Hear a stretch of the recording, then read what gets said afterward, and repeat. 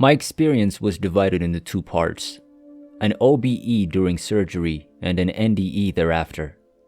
It is also vital for me to talk about my OBE because I had an experience in it. I had a dream a few days before this in which a man appeared to me and told me that I will see them all.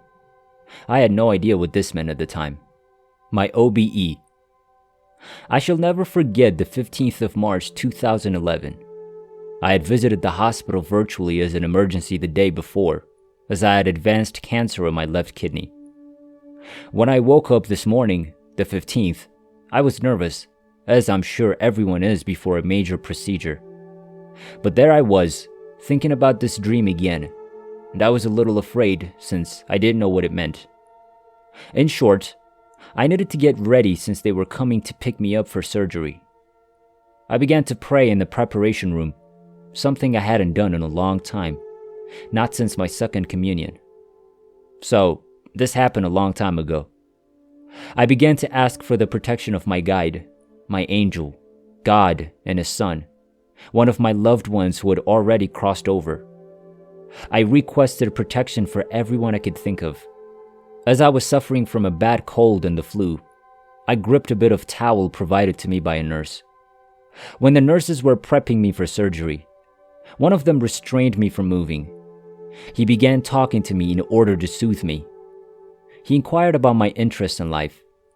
Without thinking, I said that I like assisting others and that it was essential to me to see them smile when I assisted them. I had no idea this would be so significant later on. Once everything was ready, the time came for me to sleep, and that's when everything began. I was linked to the machine that took control during surgery, but I didn't really grasp what the anesthesiologist told me. I found myself in the operating room without feeling anything beforehand. As I noticed everyone working around the operating table, I wondered what was going on. But then I thought to myself, but what the heck is going on here? What are they doing? What am I doing here? What occurred? Then I got closer to see what they were doing, and I realized what they were doing. I reminded myself that I was on the table. I thought I was dead at first, but then I persuaded myself, no. Otherwise, I would have witnessed them trying to reanimate me. Everything is fine. So I was roaming about the room a little till I discovered something. One person was staring at me and observing my movements. Well, they even have a psychic nurse, I thought, as he was dressed in white. I began to speak to him. He was on the other side of the table, but he did not respond. I tried again, but nothing happened. I didn't get the impression that he was evil. In fact, just the opposite. Then I decided to stop talking to him and instead observe what the surgeon and others were doing. Then, out of curiosity, I wanted to look outside the room. I walked through a wall and ended myself in a corridor where I observed a crouched and crying person. Then I returned to the operating room, and there was nothing left. At the very least, I have no recollection of the rest. I believe this is when I awoke, because that is when the nurses informed me later. I then fell back asleep for 3 hours. That's when my NDE began. I found myself in a white light at first, wondering where I was, but then I realized. The weird thing is that I didn't notice the famed tunnel at first. It's possible I passed it too quickly, or it simply wasn't there. The light is impossible to describe. Ground, ceiling, and sides. Nothing like this existed because this light was a hole. It wasn't very bright. It was, on the contrary, gentle, comforting, securing, and warm. I can't compare it to anything. I was pain-free, fit, and happy. There was lovely, angelic music playing. I felt a tremendous amount of affection. I was engulfed by this place, and I felt forgiven. I couldn't see who was bringing me all this love or forgiving me, but I felt something very lofty and protective. As I moved forward, I began to hear voices in the distance. I couldn't hear what they were saying, but the voices rang a bell. I recognized my grandfather. my stepfather, who raised me from the age of 6 until I left the house with my mother, and my father's voice. In the distance, I noticed what appeared to be dark colors of a human form. Consider being in a fog, moving forward, and then spotting a shadowy silhouette of a human form in the distance. It was the same over there, only there was no fog. I was overjoyed, and that's exactly what I was. I began to move more quickly. I didn't notice if I was walking or floating, since I was so excited to see those I had missed.